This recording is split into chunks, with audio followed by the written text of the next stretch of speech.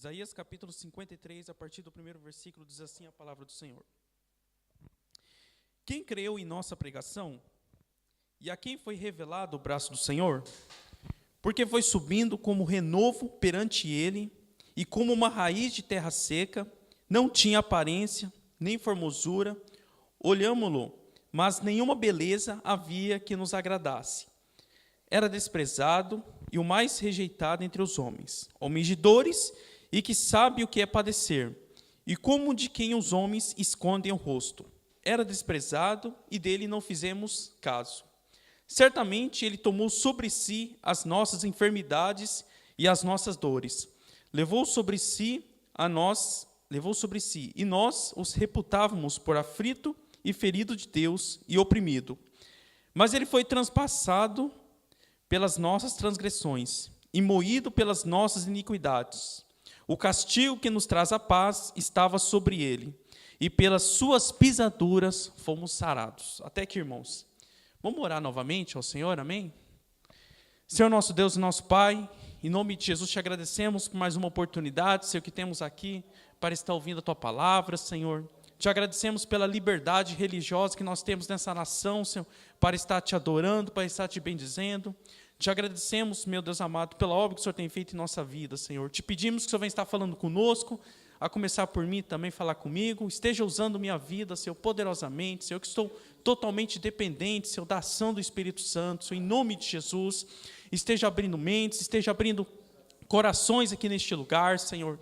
Esteja libertando, Senhor, e curando, Senhor, em nome de Jesus. Que toda artimanha do inimigo, Senhor, que neste momento o Senhor venha repreender, Senhor, em nome de Jesus, Senhor. Eis que nós te pedimos e te agradecemos pelo teu santo nome. Amém e amém. Amada igreja do Senhor, pode tomar seus assentos. Amém?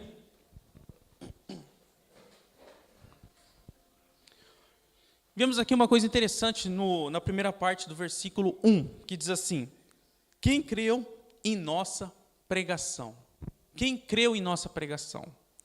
Nós vemos que quando Jesus estava aqui na terra corporalmente, humanamente, nós vemos que ele realizou milagres, prodígios, ressuscitou pessoas que estavam mortas, que ele falava que estava dormindo, e ele fez inúmeros milagres, expulsou demônios, e muitas pessoas se convertiam, mas também ao mesmo tempo muitas pessoas tiveram um coração duro, muitas pessoas não creram em sua mensagem, a começar pela cidade que ele tinha sido criado, Nazaré.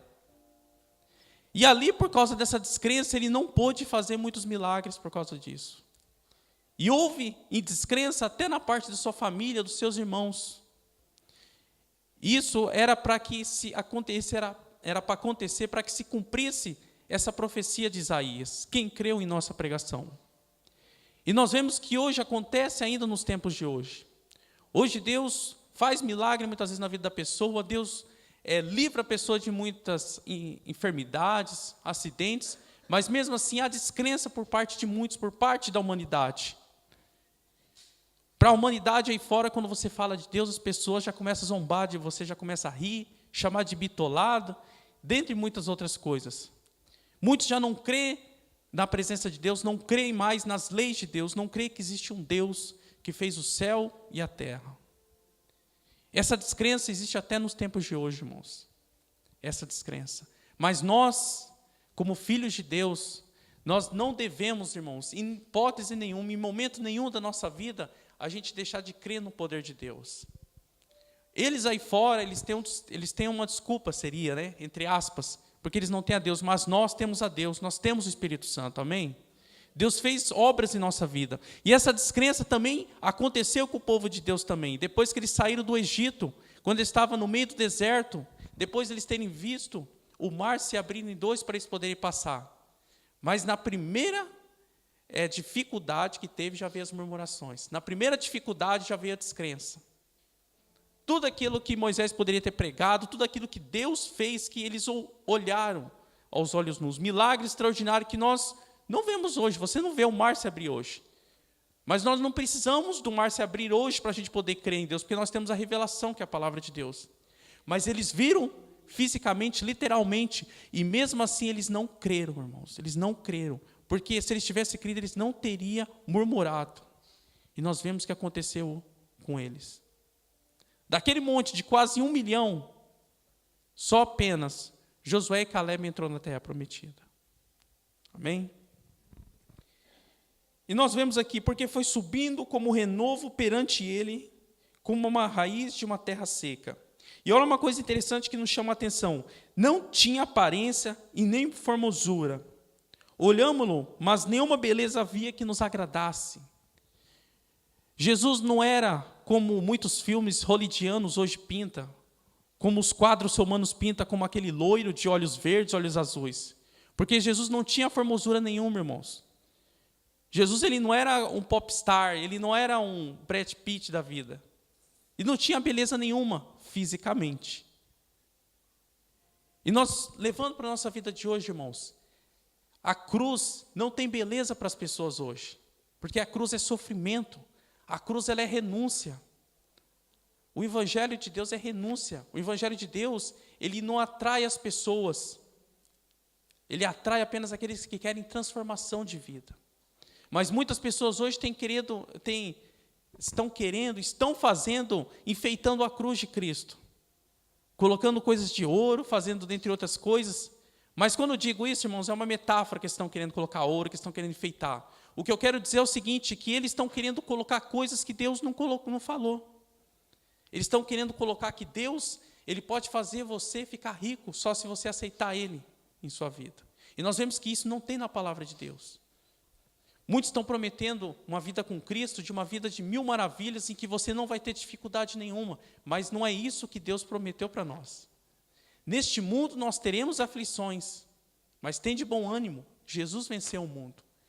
Servir a Deus, irmãos, você vai ter dificuldade, você vai passar por perseguição. Hoje a igreja é chamada de fascista, de nazista. Será que isso é uma coisa boa, irmãos? Com certeza que não é. Mas muitas pessoas hoje estão querendo pintar um Jesus diferente do que fala na Escritura Sagrada. Jesus não tinha beleza nenhuma fisicamente, mas ele tinha uma beleza maior, que era interior. E a beleza dele está na cruz do Calvário, amém? E nós vemos aqui mais à frente, era desprezado e o mais rejeitado dentre os homens. Homens de dores e que sabe o que é padecer. E como de quem os homens escondem o rosto, e era desprezado e dele não fizemos caso. Vemos hoje no meio dos grandes, no tempo de Jesus, os fariseus, não foram todos os fariseus que descreram em Cristo, que não creram em Cristo. Muitos creram em Cristo, muitos sabiam que Jesus era o Messias, mas infelizmente eles deram mais valor para a glória de Deus, para a glória aqui da terra. Infelizmente, muitos deles criam em Cristo, mas eles eram tipo anônimo. Eles não falavam abertamente. Nós vemos o caso de Nicodemos, que Nicodemos foi encontrar com Jesus à noite. Nicodemos foi encontrar com Jesus, já bem distante das pessoas, à noite, ele preferiu, para que as pessoas não vissem, porque eles tinham medo de perder sua posição privilegiada na sinagoga. E muitas pessoas hoje também, muitos cristãos, infelizmente hoje, têm tido vergonha da cruz de Cristo, têm tido vergonha de falar que é crente, que é cristão. Isso daí é uma atitude de desprezo com Deus também, com Cristo também. Porque nós devemos, irmãos, falar que nós temos orgulho de ser cristãos, mas não por nós mesmos, mas orgulho nos gloriar em Cristo, pelas coisas que Deus faz em nossa vida, amém? Nos gloriar em Cristo, porque Cristo ele morreu por nós, Cristo deu a maior prova de amor.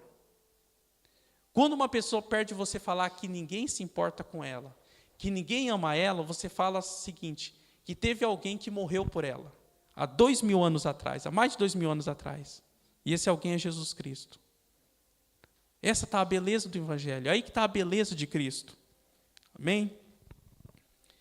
E no versículo 4, diz o seguinte, e certamente ele tomou sobre si as nossas enfermidades e as nossas dores, e levou sobre si, e a nós os reputávamos por aflito, ferido de Deus, e oprimido. Certamente.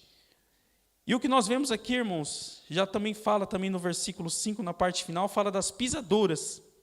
Aí agora eu quero chegar na mensagem que eu queria estar deixando para os irmãos.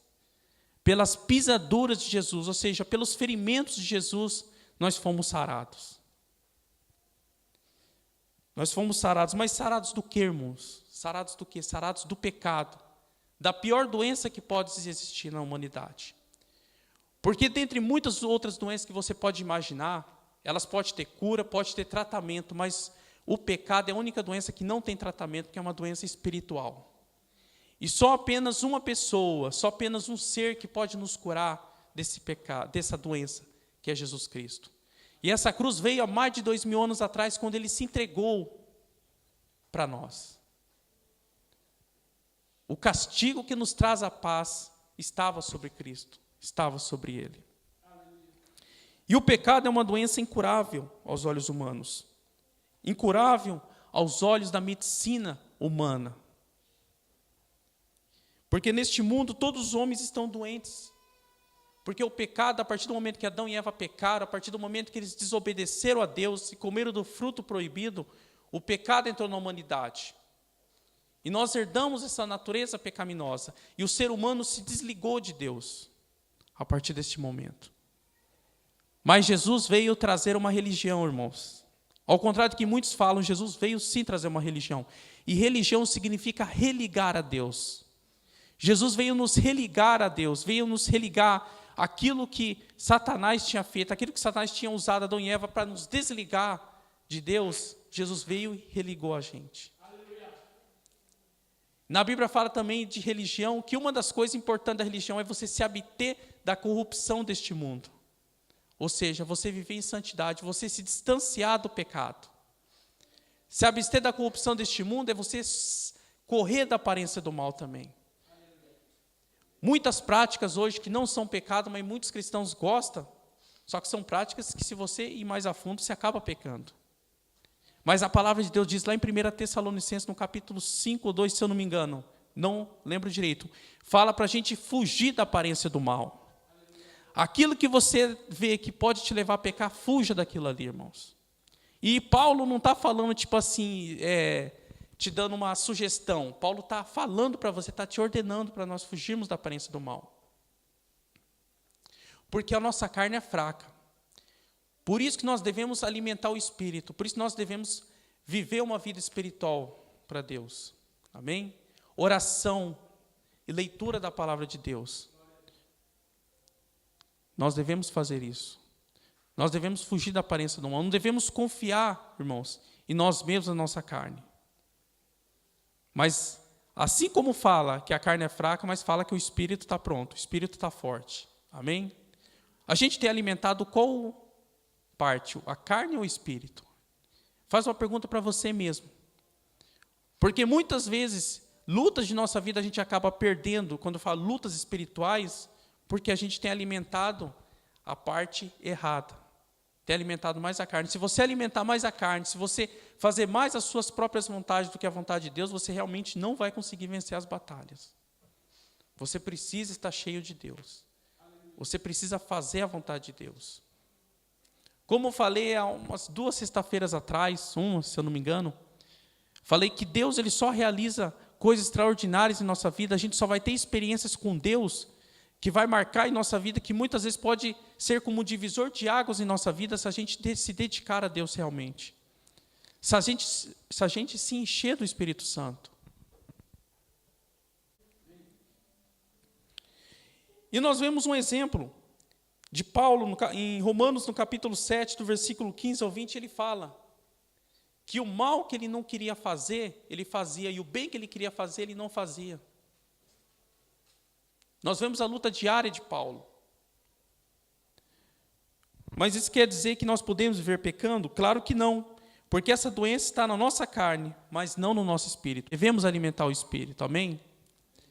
Tudo aquilo que Deus nos manda, que é difícil, que é impossível aos olhos humanos, mas Deus nos capacita através do Espírito Santo. O Espírito Santo você recebe a partir do momento que você entrega a sua vida para Jesus. O Espírito Santo é o selo da salvação para a nossa vida, irmãos. E sem esse selo, nós não seremos salvos. Precisamos desse selo. E a partir do momento que nós entregamos a nossa vida para Jesus e que nós recebemos o Espírito Santo, passamos a ser morada de Deus, passamos a ser templo do Espírito Santo, irmãos. O seu corpo não é teu, é de Deus, irmãos. Amém? Porque nós somos templo do Espírito Santo, irmãos.